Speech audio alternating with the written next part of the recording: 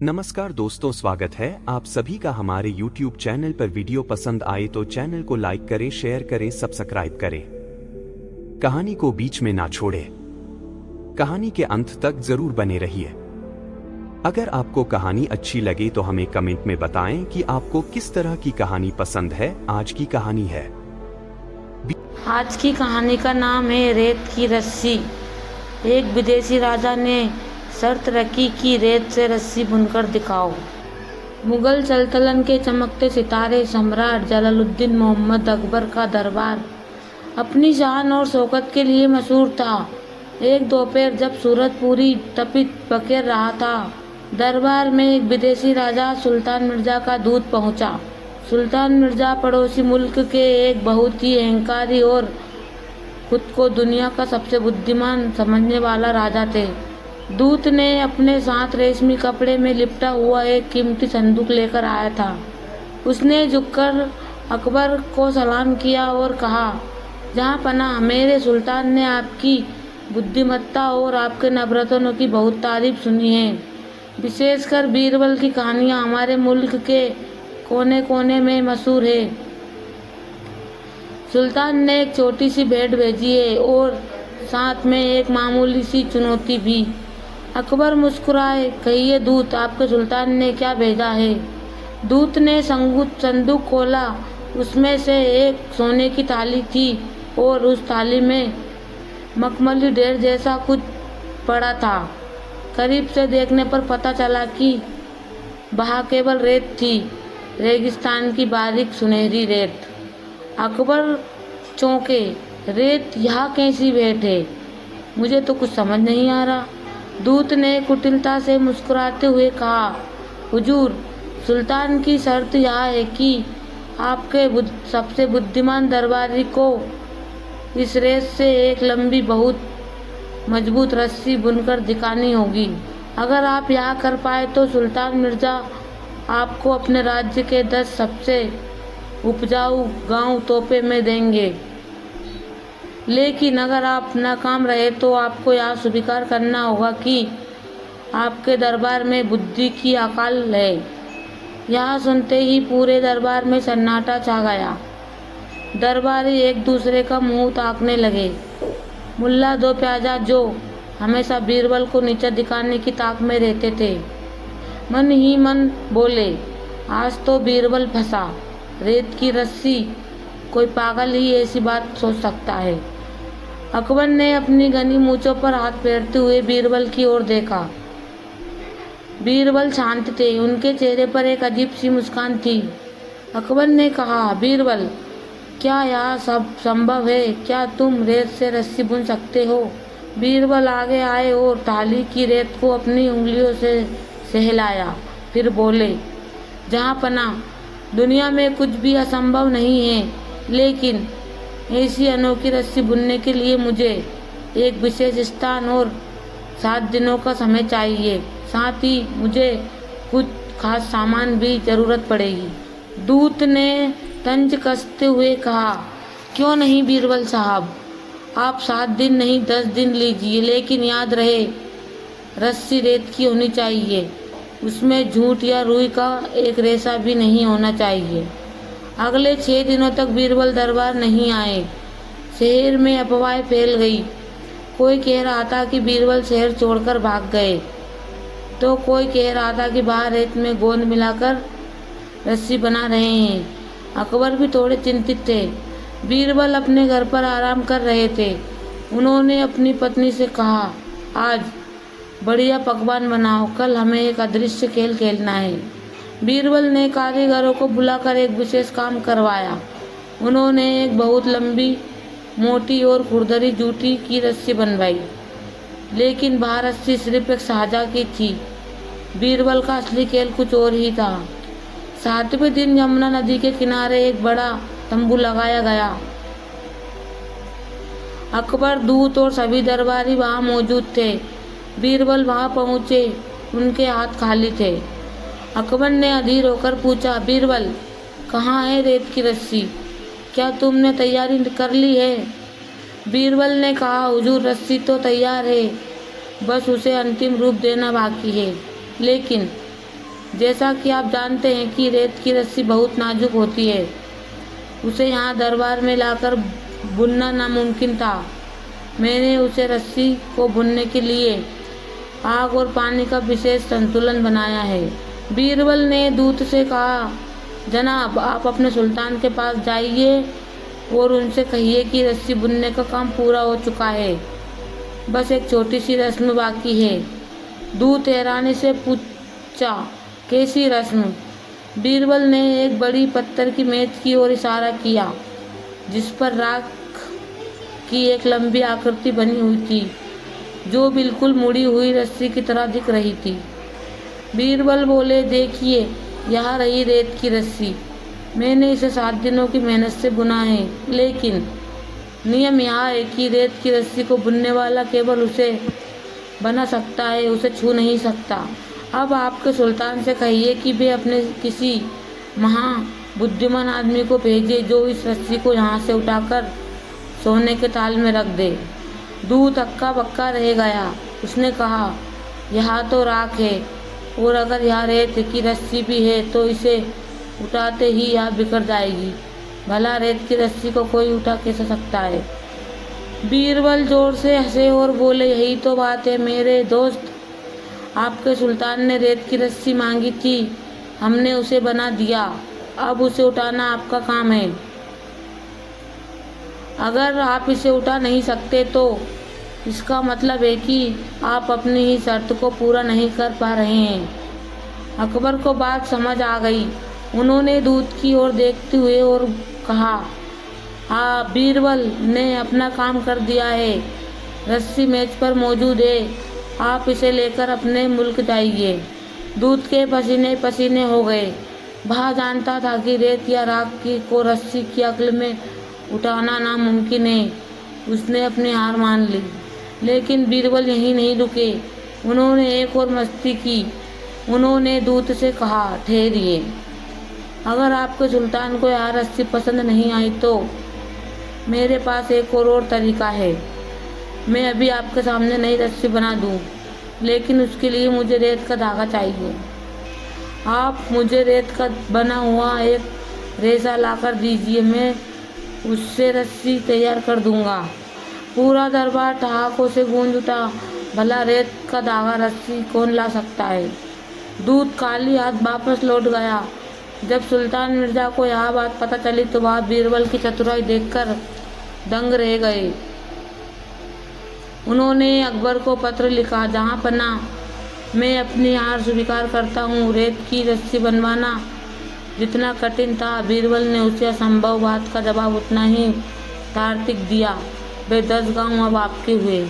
अकबर ने बीरबल को गले लगा लिया और उन्हें हीरो का हार इनाम में दिया। कहानी की शिक्षा। मूर्खतापूर्ण सवालों के जवाब तार्किक होने चाहिए। अगर कोई आपसे असंभव काम की उम्मीद करता है तो उसे उसी की भाषा में जवाब दे, जैसे रेत की रस्सी उठाने के लिए रेत का धागा लाओ। शारीरिक बल या संसाधन जहाँ हार जाते हैं, वहाँ बीरबल जैसी चतुराई काम आती है। असंभव कुछ भी नहीं है। बीरबल ने रेत से रस्सी बनाई, बल्कि रेत की रस्सी से विचार को ही चुनौती दे दी। जीवन में जब समस्याएं बड़ी हो तो उसके बुनियादी आधार पर प्रहार करें। सुल्तान मिर्जा का अहंकार उनकी अपनी ही शर्त के जाल में फंसकर टूट गया। दुनिया में ऐसे कई लोग मिलेंगे जो आपको उलझाने के लिए रेत की रस्सी जैसे सवाल फेंकेंगे, लेकिन अगर आप शांत रहकर बीरबल की तरह सोचेंगे तो आप राख से भी ज़्यादा रास्ता निकाल लेंगे। अगर आप कहानी का नाम है सारा सामान बेच दिया। वह व्यापारी जिसने अक्ल बेच दी। बहुत पुरानी बात है। लालचपुर नाम का एक नगर में एक बहुत बड़ा व्यापारी रहता था, जिसका नाम था सेठ धनीराम। जैसा उसका नाम था वैसा ही उसका पास पैसा था। उसकी कपड़े की मिलें थी, अनाज के गोदाम थे और हीरे का कारोबार था। लेकिन धनीराम एक बहुत ही बुरी आदत थी। वह हद से ज़्यादा लालची था। वह हमेशा सोचता था कि दुनिया में ऐसी कोई चीज़ नहीं है जिसे बेचा ना जा सके। और कोई ऐसी चीज़ नहीं है जिसे खरीदा ना जा सके। पैसा है तो सब कुछ है। उसका मानना था कि भावनाएं, रिश्ते और यहाँ तक कि इंसान की सोच भी बिकाऊ होती है। एक बार धनीराम के मन में एक संकट सवार हुई। उसने सोचा कि वह अपना सारा कारोबार समेटकर किसी दूसरे देश जाएगा और वहाँ नए सिरे से साम्राज्य खड़ा करेगा। उसने अपने घर के बाहर एक बड़ा बोर्ड लगा दिया, सेल सेल सेल, यहाँ सब कुछ बिकता है। लोग उसके घर उमड़ पड़े। उसने अपनी मेज, कुर्सियाँ, बर्तन, कपड़े, यहाँ तक कि पुरानी चप्पलें भी बेच दी। अंत में उसका घर खाली हो गया। वह खाली घर कमरे में फर्श पर बैठा था, उसकी तिजोरी देख रहा था और खुश हो रहा था कि उसने कचरे के पैसे भी वसूल कर लिए। तभी दरवाजे पर एक दुबला पतला आदमी आया जिसका नाम था चतुर सिंह। चतुर सिंह को पता था कि धनीराम महालालची है और खुद को बहुत बुद्धिमान समझता है। चतुर सिंह ने कहा, सेठ जी, सुना है आपने सब कुछ बेच दिया, पर मेरे लायक तो कुछ बचा ही नहीं। धनीराम हंसा और बोला, अरे भाई, अब तो सिर्फ यह खाली कमरा और मेरी यह देह बची है, तुम क्या खरीदोगे? चतुर सिंह ने बड़ी गंभीरता से कहा, सेठ जी, आपके पास ऐसी चीज़ है जो बहुत कीमती है, पर आप उसे देख नहीं सकते। अगर आप वह मुझे दे दे तो मैं आपको 1,00,000 स्वर्ण मुद्राएं दे सकता हूँ। धनीराम की आंखें चमक उठी। 1,00,000 स्वर्ण मुद्रा, ऐसी क्या चीज़ है मेरे पास? चतुर सिंह बोला, आपकी अक्ल। आप अपनी अक्ल मुझे बेच दीजिए। आज से आपकी अक्ल पर मेरा मालिकाना हक होगा। धनीराम ने मन ही मन सोचा, अक्ल बेचना यहाँ तो पागलपन है। अक्ल कोई दिखने वाली चीज़ है जो नहीं, मैं इसे कागज़ पर लिखकर दे दूँगा कि मैंने अक्ल बेच दी है और मुझे मुफ्त में 1,00,000 सिक्के मिल जाएंगे। अक्ल तो मेरे पास ही रहेगी। बीरबल ने तुरंत एक कागज़ तैयार किया और उस पर लिखा, मैं धनीराम अपनी व्यस्त समस्त अक्ल बुद्धि चतुर सिंह को 1,00,000 स्वर्ण मुद्राओं को बदले बेचता हूँ। आज के बाद मैं अपनी अक्ल का इस्तेमाल चतुर सिंह की अनुमति के बिना नहीं करूँगा। धनीराम के हस्ताक्षर किए, सिक्के लिए और ठहाका मारते हुए बोला, जाओ मूर्ख, ये ले जाओ तुम्हारी अक्ल। जैसे ही चतुर सिंह वहाँ से गया, धनीराम की हालत बिगड़ने लगी, क्योंकि उसने लिखित में सौदा किया था कि वह अपनी अक्ल का इस्तेमाल नहीं करेगा, इसलिए उसका दिमाग काम करना बंद करने लगेगा। अगले दिन धनीराम को प्यास लगी। उसने पानी का गिलास उठाया, लेकिन फिर सोचा, पानी कैसे पीते हैं? क्या इसे नाक से पीना है या कान से? अगर मैंने दिमाग लगाया कि मुझे पानी पीना है तो यहाँ अक्ल का इस्तेमाल होगा और चतुर सिंह मुझ पर दावा कर देगा। बेचारा धनीराम पानी के गिलास को सिर पर रखकर बैठ गया। उसकी पत्नी लक्ष्मी आई और बोली, अरे भाग्यवान, यहाँ क्या कर रहे हो? पानी पियो। धनीराम रोने लगा, मैं नहीं पी सकता, मेरी अक्ल अब मेरी नहीं रही, मुझे नहीं पता पानी कैसे पिया जाता है। धनीराम की बेवकूफ़ी बढ़ती गई। उसने अपने जूते हाथों में पहन लिए और हाथों के बल चलने की कोशिश करने लगा। उसने रात के अंधेरे में सूरज को देखने के लिए टॉर्च जलाई। जब उसे भूख लगे तो उसने रोटी की बजाय ताली चबाना शुरू कर दिया। पूरे नगर में शोर मच गया कि शहर का सबसे अमीर आदमी पागल हो गया। धनीराम की पत्नी ने अपना सिर पीट लिया। उसे समझ नहीं आ रहा कि इस लालची इंसान के पैसों के चक्कर में मैं अपनी सोचने समझने की शक्ति ही बेच दी है। धनीराम की पत्नी रोती बिलखती शहंशाह अकबर के दरबार पहुंची। संयोग से वहां बीरबल भी मौजूद थे। लक्ष्मी ने सारी आपत्ति बीती सुनाई और वहां अक्ल बेचने वाला इकरारनामा भी दिखाया। बीरबल जोर से हंसे और बोले, बीरबल। अकबर जोर से हंसे और बोले, बीरबल, हमने सुना था कि लोग जमीर बेचते हैं, पर अक्ल बेचने वाला पहला नमूना देखा है। बीरबल ने मुस्कुराते हुए कहा, जहाँपनाह, चिंता ना करे, अक्ल वापस भी लाई जा सकती है। बीरबल ने चतुर सिंह को दरबार में बुलाया। चतुर सिंह आया और बोला, हुजूर, मैंने कोई चोरी नहीं की, मैंने बकाया फायदा पैसा देकर अक्ल खरीदी है। अब अगर धनीराम अपनी अक्ल इस्तेमाल करेगा तो मुझे हर्जाना देना पड़ेगा। बीरबल ने चतुर सिंह से कहा, तुम सही कहते हो, सौदा कानूनी है, लेकिन एक बात बताओ, जब तुमने धनीराम को अक्ल खरीद ली थी तो अब अक्ल कहाँ है? चतुर सिंह बोला, हुजूर, वहाँ तो धनीराम के सिर के अंदर है। बीरबल ने तुरंत पासा पलटा और गंभीर होकर बोले, अच्छा, तो इसका मतलब कि तुम्हारी संपत्ति धनीराम के घर सिर में रही है। क्या तुमने धनीराम को उसके सिर का किराया दिया है? चतुर सिंह हक्का बक्का रह गया, किराया कैसा? बीरबल बोले, देखो भाई, अक्ल तुम्हारी है पर जगह धनीराम की है। 1 लाख स्वर्ण मुद्राएं की अक्ल रखने के लिए धनीराम के सिर पर किराया कम से कम 2 लाख स्वर्ण मुद्राएं प्रतिदिन बनता है, जबकि अक्ल पिछले 3 दिनों से वहाँ है। इसलिए तुम धनीराम को 6 लाख स्वर्ण मुद्राएं दो या फिर अपनी अक्ल अभी वापिस उसके सिर से बाहर निकालो। चतुर सिंह फंस गया। वह अक्ल को सिर से बाहर कैसे निकाल सकता था और 6 लाख स्वर्ण मुद्राएं देने की उसकी औकात नहीं थी। उसने तुरंत वह कागज फाड़ दिया और कहा, हाथ जोड़कर बोला, हुजूर, मुझे माफ़ कर दे, मुझे अपनी अक्ल वापस नहीं चाहिए। धनीराम अपनी अक्ल वापस अपने पास रख ले।